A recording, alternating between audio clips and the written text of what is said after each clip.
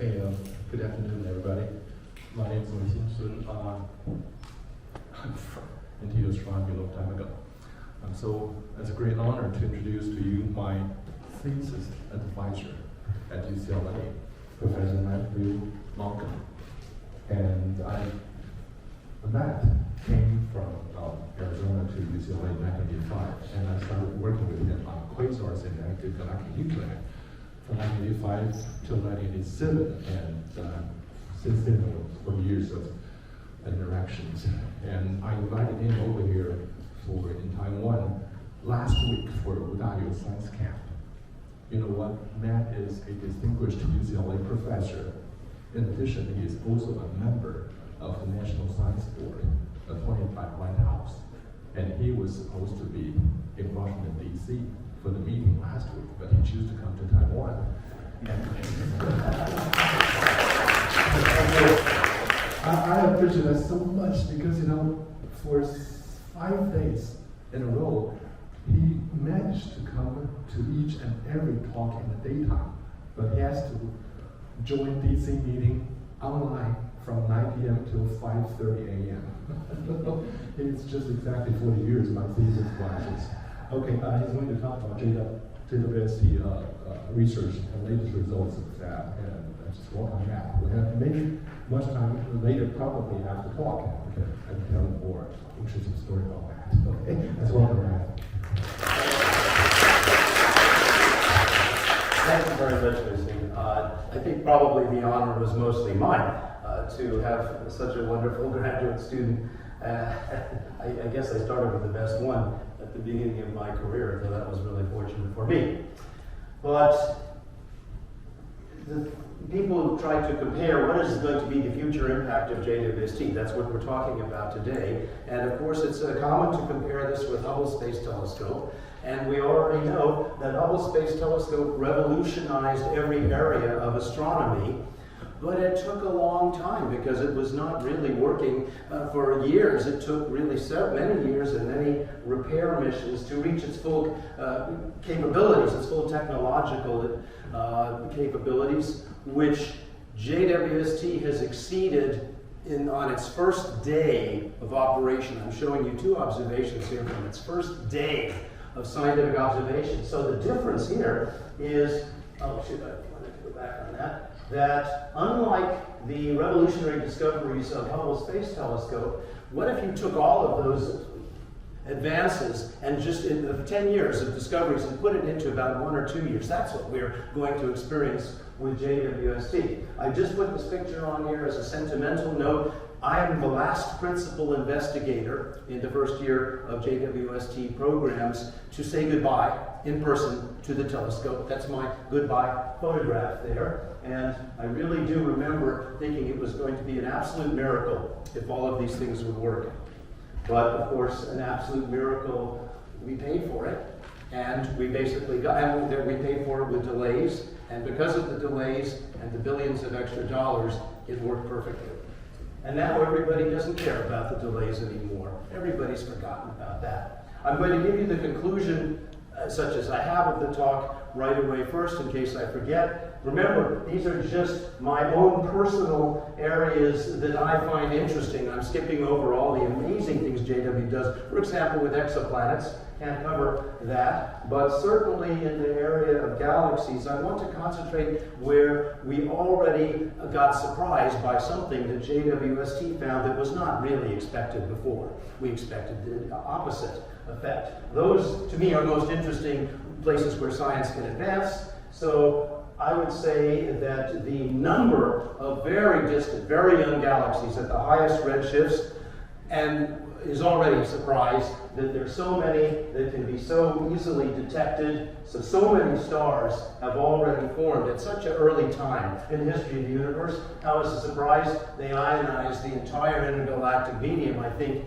in a different, faster way than we had expected. They produced a surprising amount of heavy elements, and when you have heavy elements from supernovas, then you also have the possibility to make interstellar dust grains. A very important, but generally overlooked aspect of galaxy evolution. We'll talk a little bit about massive black holes, the morphologies of galaxies, all of these things. Basically, the textbook going to have to be rewritten already, just from basically first year of James Webb Space Telescope. We'll have a little more to say, if I can, about how many active galactic nuclei have been completely missed by all astronomers, including me, supposed to be an expert on that. We missed them.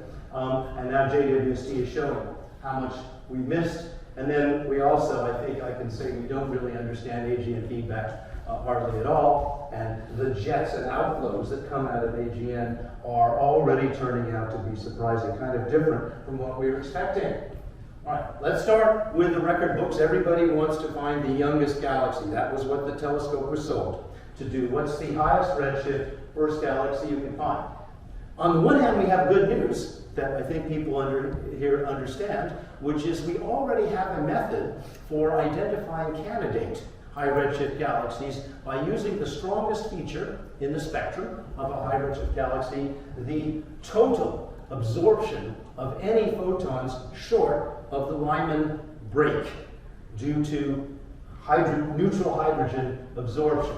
So what we expected to find, and what we were looking very hard for, is galaxies which are detected at longer wavelengths. This is very simple because you can use a broad band image. So you have a lot of sensitivity. We detect it, then as we move to the shorter wavelengths, suddenly it's gone. Disappears below the Lyman limit. Now, that was a very popular method for finding candidates for high redshift galaxies, but I must emphasize, we really did not know how well this works. There were many reasons, not just me, for a lot of people to be skeptical. We need proof that this method that finds candidates is really finding galaxies at very high redshifts like it's supposed to. Instead of contamination, there's a number of other things which could go wrong. What's the proof? I'm showing you the proof right now. It's pretty faint, but here is a spectrum over in the red, 1.5 microns. This is two-dimensional. You can see the spectrum is continuously detected there. Not much, but it's detected. Continues to be detected down here at 1.2 micron. Suddenly it stops right there at 1.1 micron. There's nothing detected there at all. That's a break. It's just a stair tip. But that's what we're looking for, is the signature of intergalactic neutral hydrogen absorption. That's what it's caused by. We don't really have any other information about this galaxy, but at least we know that we were correct in the first place. It does drop out at 1 micron. That was how it was selected from imaging. Now the spectrum proves that it really is at a redshift of 8.04. That's higher than most people expected early on that we would find them. My main contribution to this paper actually was to remove the claims that we had detected ultraviolet emission lines here, because I don't really think that those noise spikes are significant. Sorry.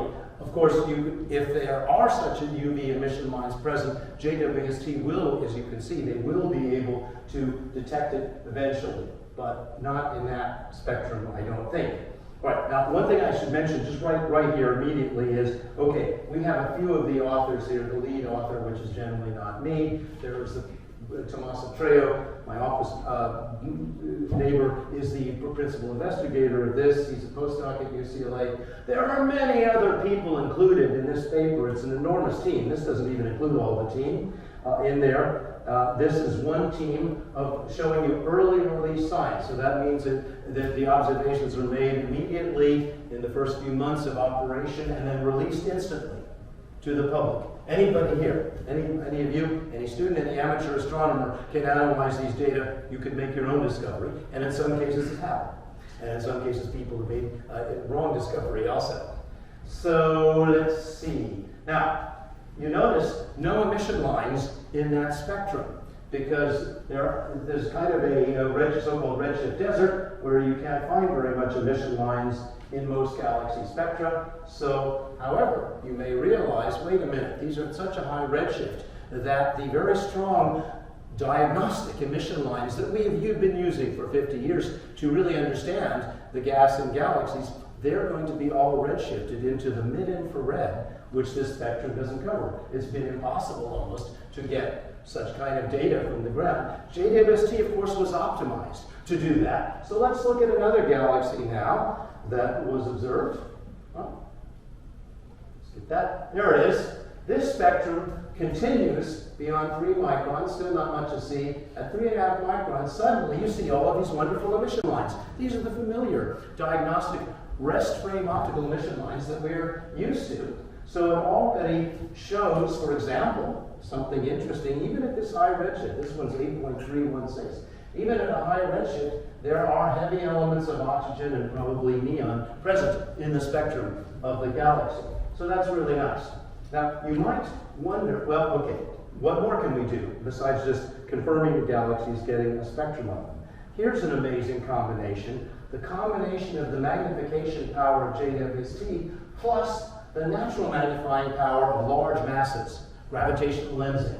So here is a classic case. You recognize these are the brightest cluster galaxies in a fairly nearby Abell cluster, Abell 2744. And of course, the convergence of the photons from background, very distant galaxies, will make them appear to be bigger and brighter as a result of a natural telescope. You combine our best Earth telescope with a natural telescope, and it really is a marriage made in the heavens. So here is a little nothing, little object here, which look a little blue thing there. It should be magnified 13 times over what it would be if there was no cluster, no gravity focusing the light. There's another image of it on the other side of this gravitational lens caustic. There's another image over here. Nothing really interesting to say about it, except that it appeared to disappear in the J band. It's a 1.2 microns. If that was true,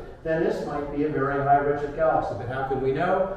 Fortunately, JWST was designed very thoughtfully with the capability to, of course, to observe in the infrared. Obviously, it's what it's optimized for. That's why it's only 30 degrees Kelvin, and it has all of these incredibly delicate solar shields around it to keep it cold all the time, or else it's just a piece of garbage up there. So in the infrared here, we could get multiple spectra in one shot. So there are many different slits that can be put down when JWST gets infrared spectroscopy in a field. That's a very powerful advance. Of course, Hubble never had anything like that at all. So one little slit to get some infrared spectrum was put on this seemingly insignificant object. Here's a spectrum. Well, it does look pretty noisy, so you're not impressed. But you will have to admit that the continuum is detected until a sudden break. This is at a pretty long wavelength, 1.3 microns. So this is even at a higher redshift, spectroscopically confirmed, 9.79. It's somewhat confirmed by these hydrogen emission lines there. But that's not what I want to point out. What I want to point out here is the magnification means it's still very small, looks tiny.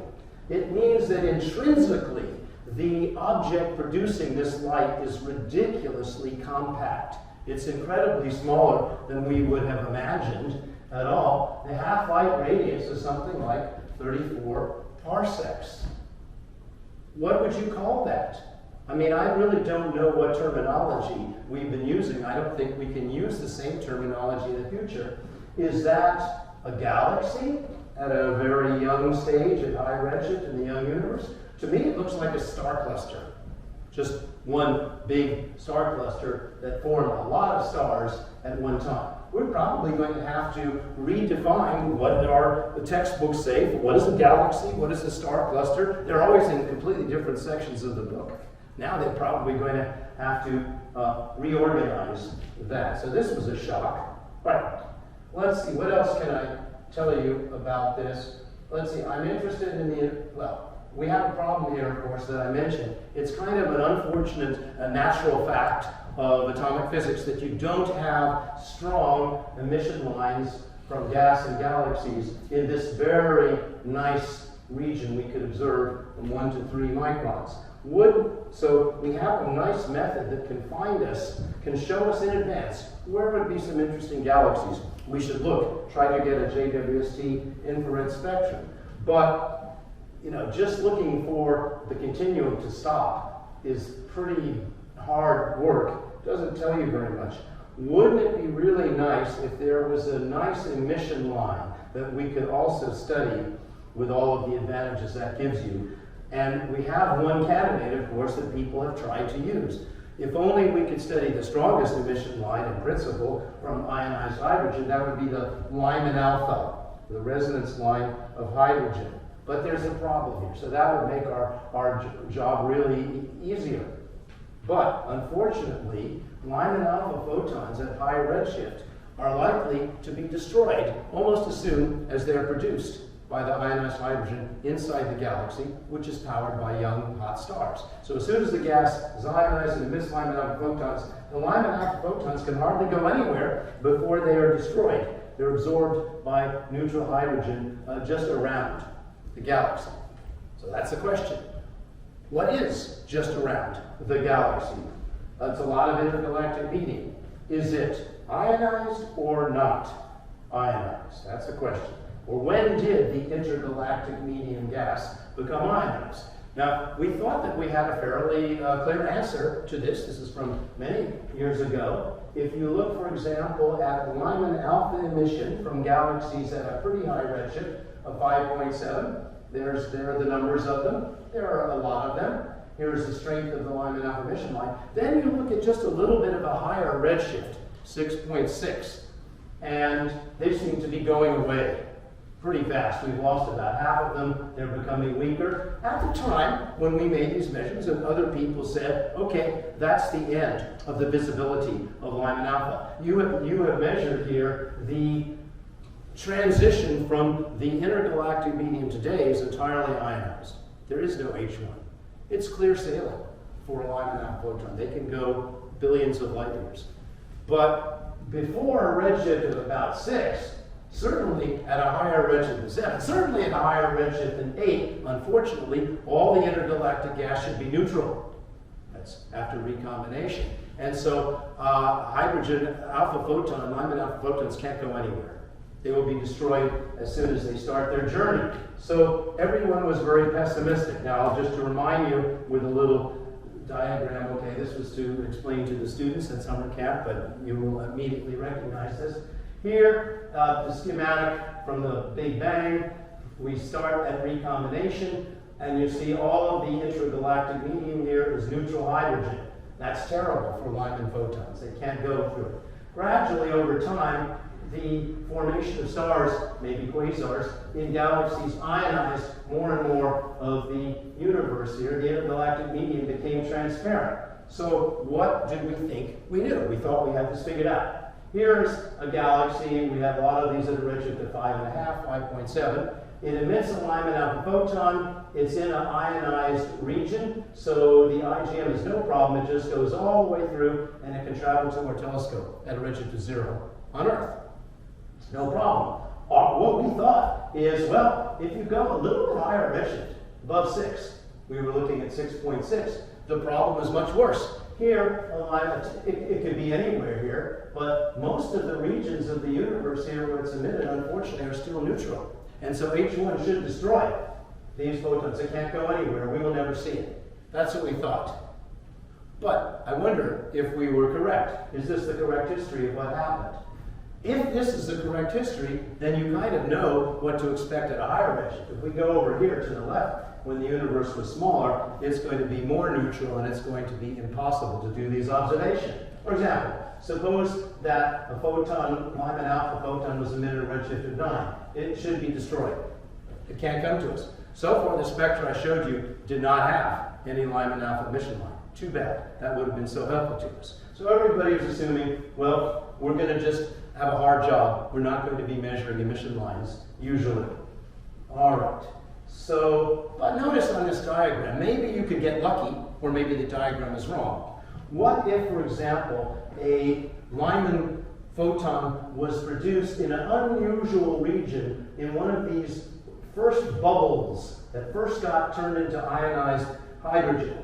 Then it can actually travel for many megaparsecs, not being absorbed, and then by the time it reaches the neutral hydrogen, the cosmological redshift protects it. So it's actually no longer absorbed, and it can travel all the way to our telescope. Wouldn't that be wonderful? Wouldn't that be nice if that could happen? Well, I don't think too many people were expecting it to happen. So then we got this. What the heck is this spectrum here? This is at a very long wavelength at 1.4 microns, corresponding to a redshift of almost 11. It was already a candidate. It's called GNZ11. So it was already a candidate as to be a very distant Lyman break galaxy. Nobody was expecting to have an emission line. Well, if you can't see the emission line there, I put an indication. Fortunately, there's a red arrow in the sky, so you can see where the emission line is. That is Lyman alpha at an incredibly high redshift. How did it get here? We don't really know. But again, it seems like we're having good luck with the universe. The universe could have been the way we expected, in which case all of this work would be difficult or maybe impossible. It's actually giving us a break. A number of cases where we try, either we're getting lucky or maybe we're doing something right. Now, I didn't show you yet any galaxy which is truly primordial, because you notice that although they had formed stars, they all, in some cases, had formed heavy elements. So it's not really the gas making the stars the first generation after the Big Bang, which is just purely hydrogen and helium. Now, this predicted signature, if you had a truly population 3 stars, is they have very hard ionizing spectra, and so, use this other pointer here, they should be producing very high energy, or fairly high energy, 4 Rydberg photons, which have high enough energy to ionize, doubly ionize helium, and make it, normally it's a very weak or undetectable line. It could be strong. Let's look for the recombination line from helium-2 at 1640 angstroms as a possible indicator of the first generation of stars that's formed. Well, I'm sorry that this spectrum is so terrible. It's really noisy, and I don't really know for certain. I think that this line here, which is in 3 channels, is probably detected, not terribly high statistical significance. But if it is, it's helium-2, and if it is, that is a suggestion that JWST is actually looking back at some ionization produced by primordial stars. Not a completely primordial galaxy, because in parts of the galaxy, it's already produced oxygen. So I'm not trying to convince you that this is a great discovery. What I would say, though, is JWST is going to answer this. We're going to know. If there is a population 3 of the first birth of galaxies, the primordial stars, we will be able to see it. I now believe that. Okay, so that's enough about high redshift galaxies, but remember, galaxy evolution, of course, didn't just stop after the first billion years of the universe's history. There's a lot of things which we have been studying, and I guess we thought we understood them pretty well, but those are also turning out to be wrong. And JWST is changing our ideas. We'll call it the intermediate redshift universe, universe after it was 1 or 2 gigayears old. Still, it's a young universe, and galaxies were evolving a lot, and it turns out, again, a number of the things that we thought were settled from Hubble Space Telescope turned out to be not settled. Hubble Space Telescope got it wrong. Here's an example. You probably have heard this many times. I've said this, I tell this to students and so on. Hubble Space Telescope observations say that at redshifts above 1, here are the higher redshifts over here. This slide is not very easy to see. Here's redshift 1.5, 2, 2.5, 3. Anyway, at high redshifts, people looked very carefully at the images produced by Hubble. Frankly, that's about all the information you usually have, just an image. What are you going to do with an image? I like a spectrum, but if I have an image, I'll try to classify it. Of course, morphological astronomy. Well, morphological astronomy was kind of frustrating with Hubble. Basically, all the galaxies can't be classified. They're all peculiar. What does that mean? They're irregular. They don't look like a spiral. They don't look like a bulge of a galaxy. They don't look like a disk of a galaxy. And so people, after years of seeing these results of Hubble, we all now believe that younger galaxies are completely morphologically different from what we see today. That turned out to be wrong. It turned out to be a bias effect.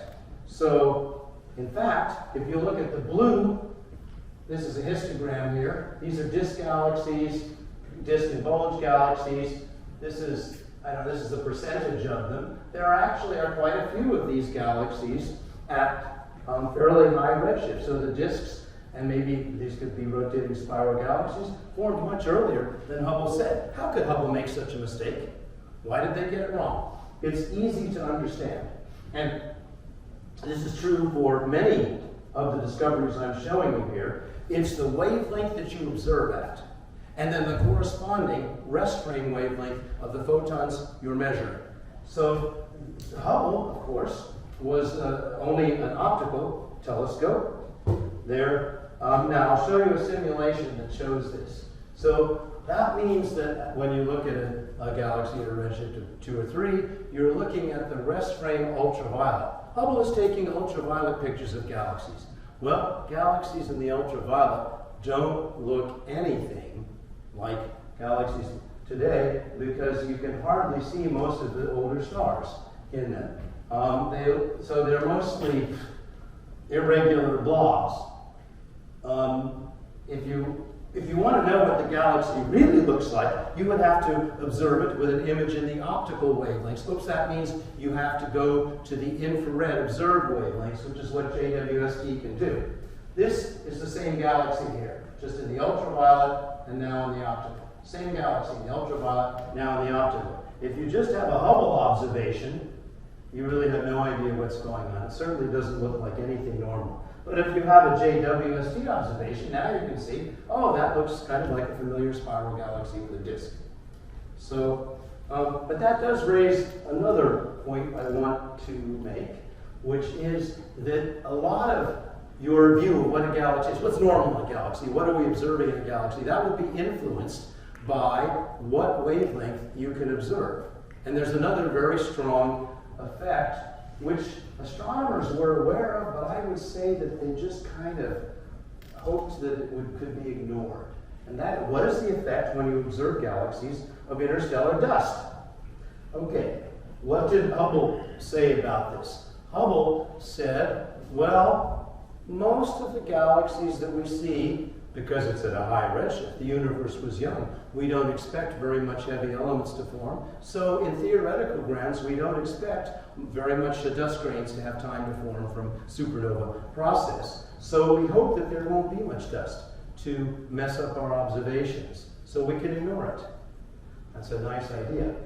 And I think it's probably true that a lot of the galaxies the Hubble Space Telescope observes have relatively low dust content.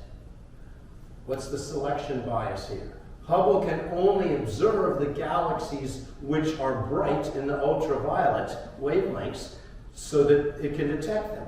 Hubble doesn't know what galaxies it's missing because they have a lot of dust reddening which destroys especially their ultraviolet photons. So Hubble really has no idea what a typical galaxy might be. I say a typical galaxy already has quite a bit of interstellar dust in it, even at a much higher redshift than anybody thought. Here's my first example. Here's a beautiful galaxy. Again, I'm using the trick, gravitational lensing. Here's a very massive foreground galaxy in the middle here. By luck, by accident, there is a little insignificant galaxy directly behind it.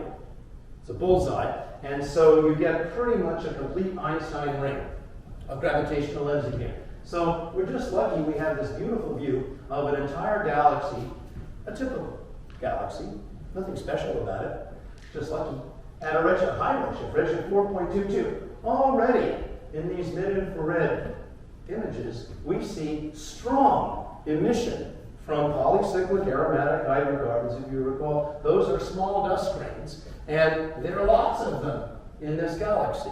It's full of it. It looks kind of modern, actually. And it also has cold dust grains with a somewhat different spatial distribution. So Hubble Space Telescope will never tell you about these galaxies. It wouldn't even find them. It doesn't observe them. It doesn't know about them. It can't discover them.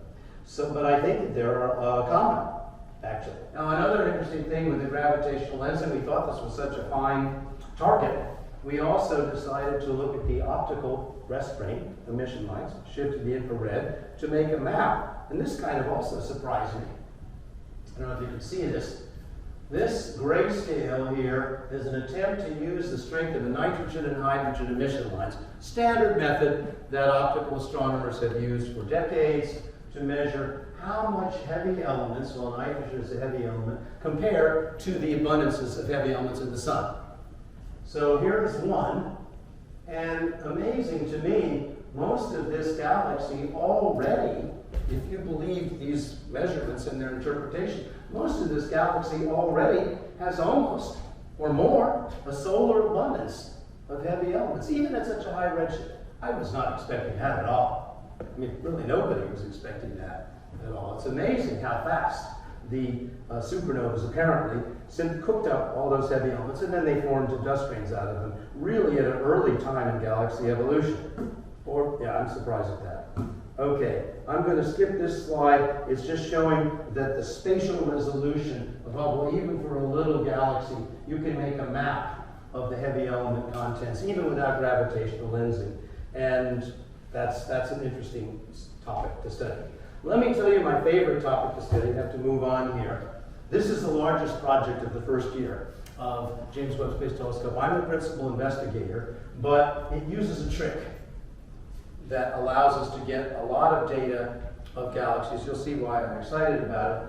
My first point to make here is this project that we did, I came up with the best acronym ever invented for JWST, which is very difficult. There's a lot of competition out there. Parallel, you see why, application of slitless spectroscopy to analyze galaxy evolution. So I have all of the information you need to know there. It's a genuine acronym. It's not an acronym of acronyms or some nonsense like that. And it spells passage. Isn't that beautiful? To help you remember our wonderful acronym, here's the team meeting, and we're going through a passage. What is the purpose of this project? The purpose of this project is to study galaxy evolution, avoiding the limitations of other surveys. Other surveys either only looks at one or two fields, the Hubble Deep Field, the Ultra Deep Field, right? So it only looks at one or two places, which we know do not represent the entire range of the universe. They're just one accidental random location. They don't show you the cosmic variance. Or some surveys try to cover a wide area, but they don't have enough sensitivity. We're trying to solve both of these problems together. And what's our trick? Our trick is designed into the near-infrared imaging, so the spectrograph camera is designed so that it can take images of any region you want of galaxies in the sky. Then we can put in, it's basically a prism, and we can disperse the light of each of these images into individual infrared spectra, thousands of individual infrared spectra. And the reason this is so powerful is that we don't have to select anything in advance. We observe everything that's there. How does this work? Well, that's what the P comes for, parallel.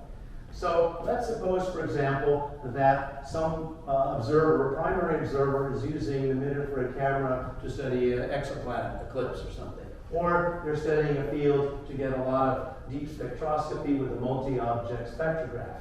While they're doing that observation, James Webb is designed so that it has enough power and it has enough data handling capabilities, if you use it carefully, so that it can turn on a second camera. So there's the second camera, and we can use this camera. Unfortunately, good or bad, we're just looking, about 5 or 10 arc minutes away from the primary target at a blank piece of sky. It was not selected with anything. But you realize, with James Webb Space Telescope, there's no such thing as a blank piece of sky. Every part of the sky has thousands of galaxies in it, tens of thousands, and we could get a spectrum of all of them at once here, and without having to decide in advance which object we think is interesting. So you find a lot of unusual things. For example, here is a little nothing object, just looks like just an insignificant point in the direct images, but when you spread it out into its infrared wavelengths from 1 micron to 2 microns, you see some incredibly, ridiculously, crazy strong emission lines at a redshift of about 1.4. If you can't see them, there's your oxygen 3, your H beta, H alpha are all there. These lines are so overwhelmingly strong that you're not really measuring much of the starlight. There's not much continuum in this spectrum. That is probably the reason that Cosmos has no idea what the redshift of this object is, because it doesn't realize that many of the broadband magnitudes are primarily measuring ionized gas features. And of course, many of the objects that we study are simply too faint to even have been detected, even in the most sensitive direct broadband imaging of Cosmos. Cosmos doesn't even know about them. We're getting a spectrum of them. So that's pretty exciting. Here's another example. This was I don't know, is this even a galaxy? I don't really know what this is. It just looks like a giant ball of hydrogen. What is that there? We only had a limited wavelength coverage in this case because we weren't given enough time to observe at all different wavelengths. We could observe at all these wavelengths: H beta, H gamma, H delta, H epsilon. You can learn the Greek alphabet here. I've never really seen, that looks like a pure ball of hydrogen gas in the air. Is that a galaxy? I'm not sure what it is. All I know is it looks very small. Oh, there's the lines. Okay. So just for fun, just to show you we're doing other fun things, here it looks like a kind of a normal spiral galaxy. Well, I don't know what kind of spiral galaxy it is there. You notice it has a kind of a bright nucleus in the center there. Looks like a point of light. Whoa! Broad, very broad H alpha. So that's a low power quasar. Actually, it's a Seyfert 1 galaxy. Of course, you find these here. This is so much fainter than anybody has ever surveyed this before. It's ridiculous. Anyway, we're having a lot of fun with that. Let me show you, I've got to keep moving here. Let me show you some other surprises. This is even at low redshifts. So what are we, I know there's some people who study galaxy clusters here. Tell me what you think about a low redshift galaxy cluster. It's full of old, red, dead galaxies. Well, you're right. So here is a color from 2 to 4 micron, 2 to 3 micron here. And as you would expect, lots of the cluster members, this is just a redshift of 0.3, lots of the cluster members have exactly the colors looking at red giants. You're just looking at photospheric emission of old red dead stellar populations, and that's what everybody expected. That's what everybody knew. So everybody was expecting all the galaxies to be there. What were we not at all expecting? What we're not at all expecting is this minority, maybe 15% of these galaxies. Okay, the red ones are inside the cluster. That means they have cluster membership. We don't know exactly. They're just spread out over the field, and they have the same redshift as the galaxy cluster. But even you see the same effect in these field galaxies, which are on approximately the same redshift. What's the effect? These are a few tenths of magnitude. Very strong extra emission at a wavelength of 3.5 to 4.5 microns. A surprising excess that cannot be coming from stars. What's it coming from? Well, at this redshift, 4 microns, that strongly suggests, using Wien's law, that strongly suggests extremely hot dust. Very hot though, 700, 800 degrees. Not the thing that you're used to seeing. Certainly never in old red dead galaxies. That's impossible. But I still find this to be quite a mystery what the heck these galaxies are. The only place I know of where you can certainly find extremely heated dust rings that can get to be 800 degrees is if they're close to an AGN. Could all of these objects be a previously unknown AGN? I'm not going to make that claim right now. I don't know.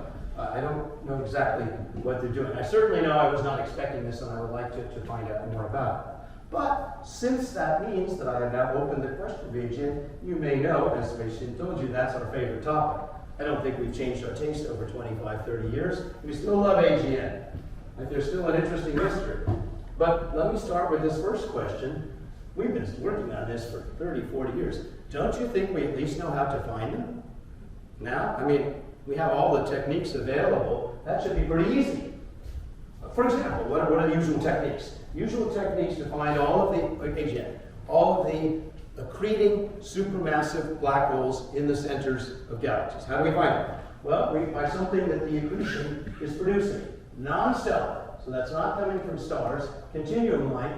The accretion disk, as Wei-Shin showed in his famous thesis here, which so far as I know is still correct, and everybody keeps citing it without anybody refuting it yet, is primarily ultraviolet radiation from the surface of the disk. Some of that can be converted to X-rays. That's great, because these could be very powerful. And they would really indicate, okay, this is not a normal galaxy. It's a very strong ultraviolet and X-ray source. The problem is, though, and we were aware of this in your thesis, Wei-Shin, these short wavelength, high energy photons could be absorbed. Could be absorbed by interstellar dust. I've already been talking about that. So that's a problem. Then we could also look for emission lines from extremely high ionization gas, which cannot be produced by O-stars. So that's what we've got. But I'm raising this question here. What if you had a accreting black hole? It had a central engine with a black hole accretion disk around it, but it was blocked behind a very high dust obscuration. Could we still find it? Well, we thought about that, and we thought, yes, I think we can still find it. Here, we'll observe in the mid-infrared, which was becoming doable. Actually, when we started this, mid-infrared observations were practically impossible. IRAS was a small satellite, was not very sensitive, but over years, we've gotten better and better at this. So, in fact, this is more recent work here, but we've been saying for a long time, even starting with IRAS, with an all-sky sample, we've been saying, if you could observe the mid-infrared, here it's like at 12 microns, then for empirical reasons, whatever else is happening in the AGN, approximately 15% of the total luminosity, the bolometric power of the AGN, the accretion power, is going to come out in the mid-infrared where you can detect it. And it's pretty much not going to be absorbed because it's at such a long wavelength that it can escape. And the thing that's amazing about this is that this works for all types of AGN. I don't care if they're obscure, non-obscure, broadline object, narrowline object. They all obey this universal empirical principle. So we studied this a lot for years on an IRAS sample, and people said, well, that's nice, but it's only 150 objects or something. Couldn't you guys do better than that? Yes, with the WISE and 2MASS samples now, if you want to have more of these infrared selective, we're not using UV, we don't use X-ray, infrared selective AGN, if you want to work on some, you can have 55,000 of them, of the brightest ones, all sky. So do we understand everything is happy? Everything's perfect? We're just, so maybe, what if this one doesn't work? Maybe we'll just use this one here. All right.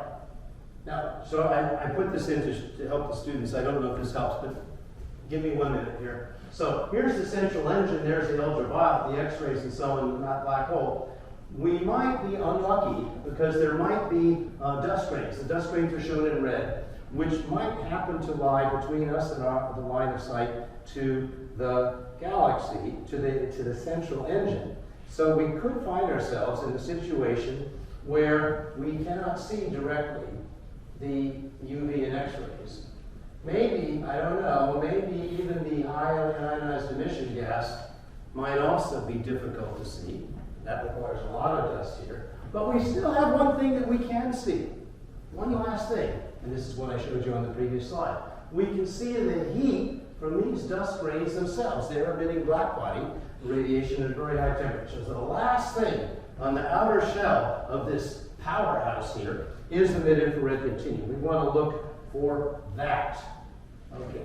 So, did we miss anything, or is this pretty much settled?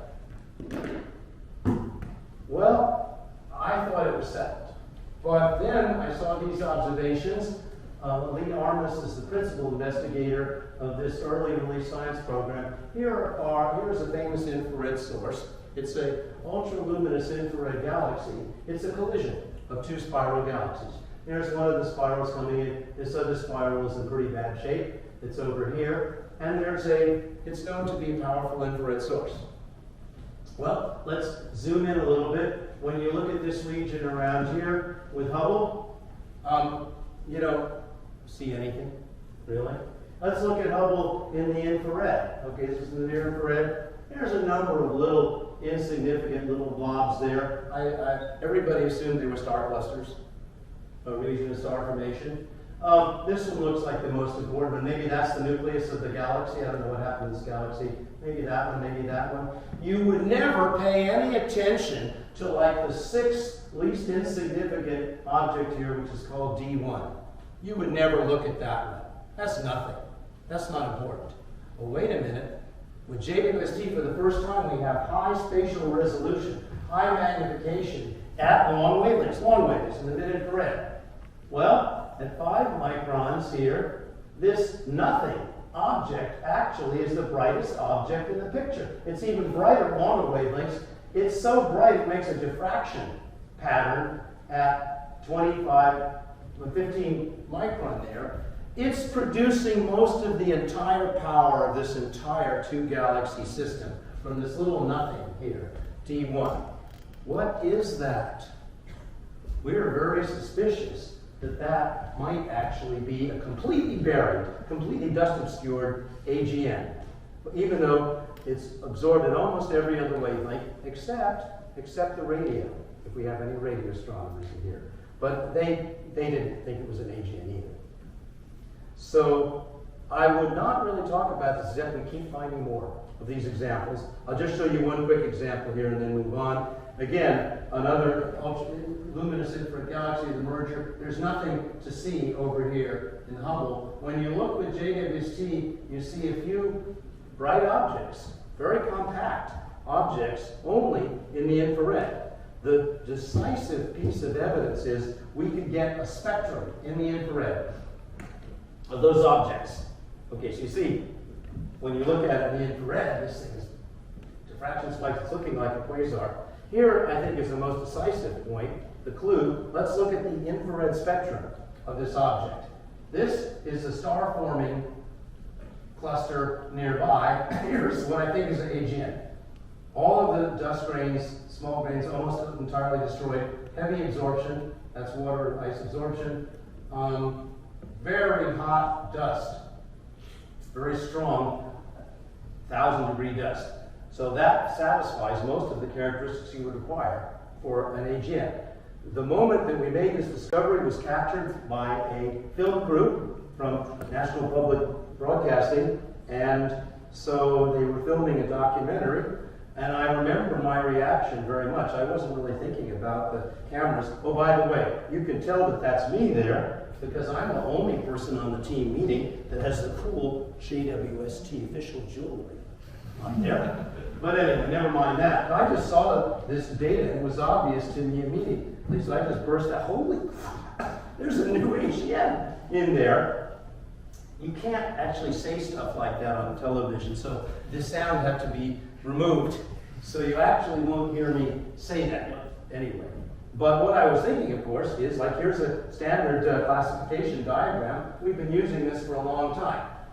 Small dust grains are warmed up by star formation. They should be up here. No dust grains would be down here. Very strong hot dust emission, 4 microns, should be over here. So this region here, it's actually in orange, is traditionally considered AGN. Our object here, never suspected to be an AGN at all, just sitting there in our neighborhood, satisfies most of the criterion to be an AGN. Of course, it hasn't been detected in the X-rays. I think those are all absorbed. So, we shall see. All right, can I just finish up here because I'm having so much fun? Let's talk about a little bit about outflows of high energy from AGN. We thought that we had a pretty good understanding of that, but remember, of course, our observations were limited in spatial resolution from the ground. So I cannot tell you which galaxy this is. It's a secret galaxy. It's fairly nearby, but since we haven't, the world is not supposed to know about this. So I know you're recording it, but don't try to guess which galaxy this is. Give us at least a few weeks to try to get a first draft of this discovery paper out. Then you can write your discovery paper to tell it that we're wrong. So we're looking at the central few hundred parsecs of this unknown Secret 1 galaxy here. Now this should not be an obscured object. This is I give you a hint. It's in the original list of Carl Seyfert from 1940. So it's a famous Seyfert galaxy. You might love this galaxy. You might have a personalized license plate with this galaxy name. Anyway, look at it with warm molecular gas emission. Well, there's a beautiful little inclined ring of dense molecular gas there around, that's the nucleus, right there. Now, if you look at the same data in redshift space, you will notice that there seems to be a warm hydrogen molecular outflow, which looks quite collimated. This side is coming towards us, it's blue shifted, this side is coming red, and it seems like it knows about that disk of molecules around it. So, okay, in our original adaptive optics thing, we made a mistake. We thought this was a rotating disk. We didn't realize that the disk is here. Anyway, never mind. We can fix that. So that's kind of what I was expecting. That you have an accreting AGN here. This gas is probably accreting, and it will blast out energy, ionization, high energy particles into the interstellar medium in two directions, somehow disturbing that galaxy, somehow stopping it from converting gas into stars. That's the idea that theorists love of AGN feedback. This is going to stop galaxies from growing more stars. It's going to quench the star formation. Well, I'm not so confident about that picture. Let me show you another famous nearby Seyfert galaxy where some of these results are published. So you can quote it if you want. You can tell your friends it's NGC 7469. There's a picture of the burned out bright nucleus. It's not obscured. There's a ring of star formation about a few hundred parsecs out from it. And so what does this also shows outflows of high-speed outflows of gas, certainly coming from the AGN. I can show you the data right here. Here are the low ionization gas. This is just from, well, it's not outflowing, singly ionized gas. Look at the highly ionized gas, triply or quadruply ionized gas. Here's a Doppler profile. They all have these spectacular wings going out to more than 1,000 kilometers per second, and you notice it's a blue shift. It's coming towards you. No question about it. It's so fast it should probably escape the galaxy, I suppose, at this rate. So, if the previous picture, which everybody believes that picture is sort of similar to what you would find in a textbook, if that picture is correct, then of course the objects are blasting out two poles, maybe the poles from a central engine, North Pole, South Pole of outflows. One should be blue shifted, one should be red shifted. Of course, I showed you the blue shift here, and now here's the question. Where's the red shift? Where's the other side? I can't find the other side. I'll just show you here. We were looking for a redshift side. We looked in all directions. The east side is very strongly blue shifted, but the west side, north side, we can't find any profile that has a redshifted wing in it. My conclusion, well, the conclusion that optical astronomers said for the 20 years before when they were using optical emission lines is, well, you're just missing it. The optical lines, the back side, the redshifted side, is optically obscured by dust, and you just didn't have sensitivity. Excuse me, that is now shot down. We're observing at 24 microns, and there's nothing on the redshifted side, only the blue shifted side. This is, unless there's just an insane, unexpected amount of obscuration on the backside for which there's no evidence. I mean, this object is intrinsically now one-sided, and it's pointing towards us. I wonder how it knows that it's supposed to point towards us, because we're here. So these AGN outflows are seen in some other objects in the form of molecular outflows of p-Cygni profiles. Just to show you a few examples, there's the emission of OH, here's the blue shifted absorption. So it's not completely crazy. So we wanted to look at one more object that had a molecular outflow. We think this object is not famous. It's a Seyfert 2 galaxy. The reason we like this is there's a nucleus. It has a beautiful redshifted outflow of warm molecular gas. It's So we thought that would be an interesting thing to study. So this looks like the redshifted. It's redshifted compared to the rest of the galaxy by 100 kilometers a second jet. Let's study the possible outflows in this same galaxy with JWST. And we were just stunned at what we saw. I was expecting to see something going in this direction, and I thought we might see it extending over a lot of the galaxy on the red side and the blue side. Completely not what we saw. We did see a red side and a blue side in this case on the same scale. North is at the top, east is to the left. Same scale exactly. What did we see? Completely different. This is in the 5 times ionized neon emission line. There is extended, actually it looks like a little twist thing like that. There's extended jet on both sides, red and blue sides in this case, but it's going at completely no connection to this direction of this molecular outflow. In fact, remember, this actually turned out to be the blue shifted side. The red shifted side is down here. So we have a redshifted flow of very highly ionized gas. There's a redshifted flow of molecular right up there. What is going on? Where is the jet? What's the direction here? Basically, I think, it seems to me, if you just look at a few examples like this, the direction of the outflow may change. The number of jets could change over millions of years. The direction that they're going in might change if they're processing. And who knows? So I'm going to go to the conclusions right there. So now you can ask questions.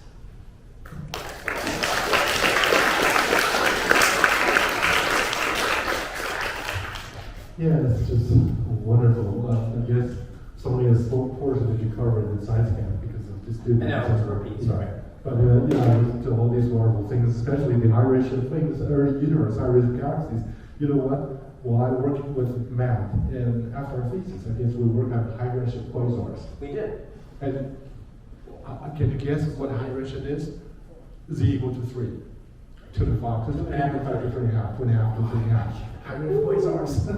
And in the 1990s, when we started the ATC collaboration with Bursing and Roger Windhorst, American and Beijing, we toasted in Beijing Observatory with strong liquor, baijian. We toasted and we wished we could find quasars of redshift 6. Now you're looking at redshift 10 easily. Any questions for this one? Yeah, okay, sure. I'm a Hubble looker, so I feel kind of offended when people saying HSC got it wrong. It's people got it wrong. Don't blame the telescope. That is a very good point. The telescope performed exactly as it should. HSC was wonderful. You're right. I love it. I'm Yeah. a Hubble hooker. No, you're right. No, I completely agree. Right. Yeah, sometimes our interpretations, we're just not good enough to appreciate the data which is there. That's a good example. Okay. I completely agree with that. I'm going to rewrite those slides. Thanks, Matt. I think it's a very nice talk. I really enjoyed it. And my question is, when we're talking about the obscure agent, do you think, or asking a personal opinion, do you think the obscure agent is kind of just like the parallel evolution stage as the optical agent, or like the agent has any formations scenario, like the galaxies formations, like the mergers or secular process? Because when we're talking about unified model, we are not focused on the evolution stage. So the only things I remember, the evolution is like narrow line secret one galaxies. They are not formed enough to have a very warped lines like this. So my question will be like, what's the evolution state, evolutionary, the role of the evolution in a unified model? That is a wonderful question. I hope that people heard that. This is one of the most important and also the hardest questions in astronomy. So, I agree with you that there must be some kind of evolutionary stages of AGN, and that they're going to look different in the different stages. I agree with you. Some of the stages apparently could have a lot of dust in them, and then other stages apparently not much dust in them. In this particular objects, I have to confess to you, these objects are systems of a collision, an intense interaction. So in these cases, I think that AGN was probably pretty happy before the collision, and then it was just shining beautifully. And then just from externally, from kiloparsecs out, a gigantic heap of dust was dumped on top of everything.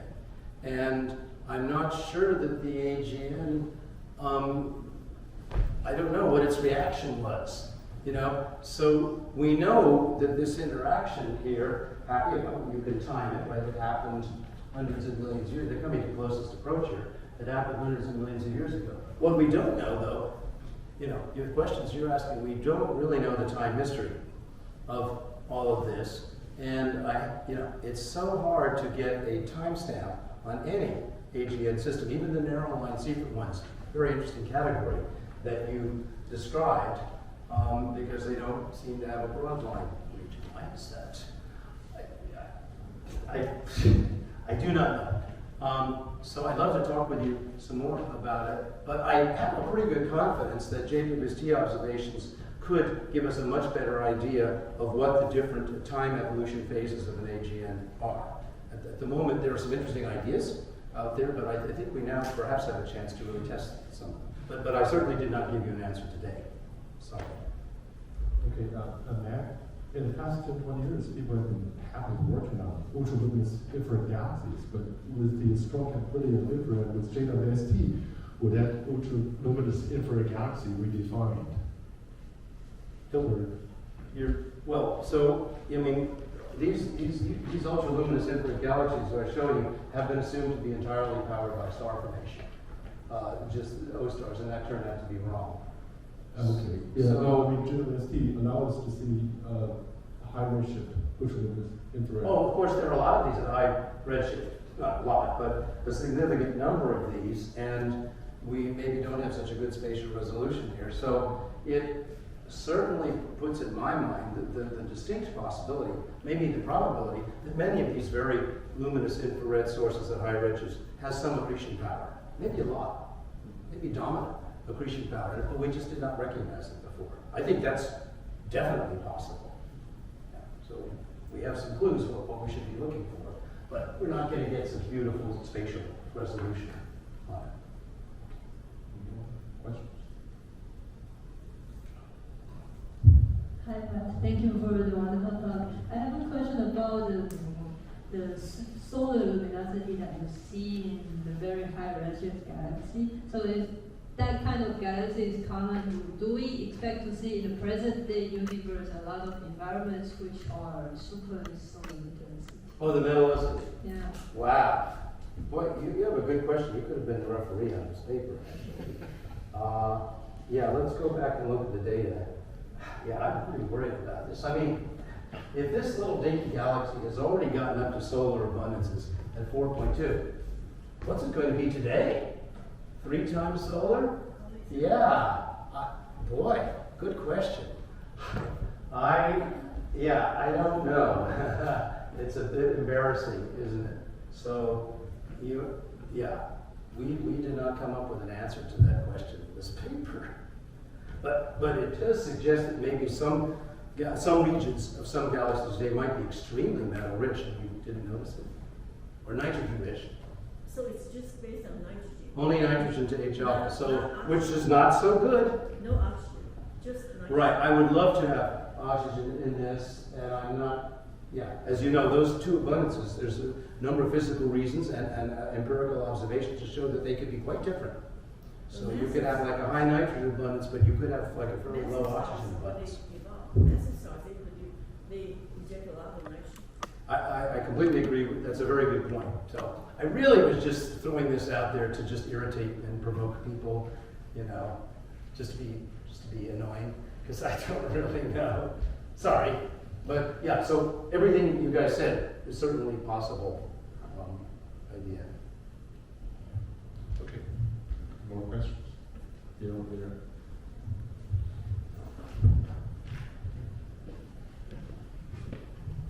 Really nice, Matt. My question would be, could connected to the first few slides that you showed about G11. Oh, yeah, The highest G11. redshift galaxies there is. What Wait, the one with the Lyman alpha mission? Yes, the one with the line. So I was wondering, how do we know if this is Lyman alpha? Well, could it be some other line? Yeah. I mean, this is a dropout here. So if that's the Lyman break, then this is Lyman alpha. There's not, I don't know, there's not too many other lines that I could identify that with. All of the strong lines would be at much, much lower redshifts, like a hydrogen alpha or oxygen 3. So a follow-up question which would be interesting if this was Lyman alpha is, you said that this was one of the ionized superbubbles that would help. That's a possible explanation. That's a possible explanation, which would mean that we can set a upper limit to how big those circles are, which means that actually sets again further sets a limit to the epoch of reionization if you have enough sample. So that is something I thought could That's a great idea. Yeah, so if we can have a statistics of this, how many times do you see this? I think it's unusual. So then how big do you need the bubbles to be? And then how long did it take to make those bubbles? What are the galaxies that are producing the bubbles? It basically pushes reionization back, which is Well, exactly. So there must have been some galaxies producing a lot of ionizing photons at a pretty high redshift, which are not on this diagram. It's trouble for cosmologists, but I think it's an interesting question. I agree with all of that. Yeah, I'm not sure theoretically how some of these things are going to be explained. All I know is that most theorists who do galaxies and cosmology are extremely smart people, and they usually have several parameters that they could be adjusted. I don't know how many parameters you guys are going to have to adjust for some of this stuff, but I'm looking forward to discovering, because then you'll give us a prediction of some observable thing that we could test, so we can write another paper. Okay, we don't see those familiar UV lines like carbon 4 and carbon 3. Is it because Maybe of we these will. They're redshifts? so much weaker. Yeah, it's because it's higher shift, or it's just not that much metallicity. Yeah, so that's a shitty spectrum. You have to have a much better spectrum than this to see little weak, like a P-Cygni profile from carbon 4. So I think we're going to get it, but we'll probably either find some brighter object or we'll have to integrate for 20 hours. But it's worth it for this. So I don't know. Yeah, but we could learn a lot from some weak lines in the UV, just as we have for those little redshift free galaxies. For the same Lyman alpha line from redshift 11. Yeah. Usually when we see Lyman alpha from redshift 6 or 7, the line profiles are asymmetric. True. And this one is pretty symmetric. Well, Do we worry about it? so we need to observe this at higher resolution. Unfortunately, this spectrum, I think, has a pretty bad spectral resolution. There's spec. Yeah, that's a good question.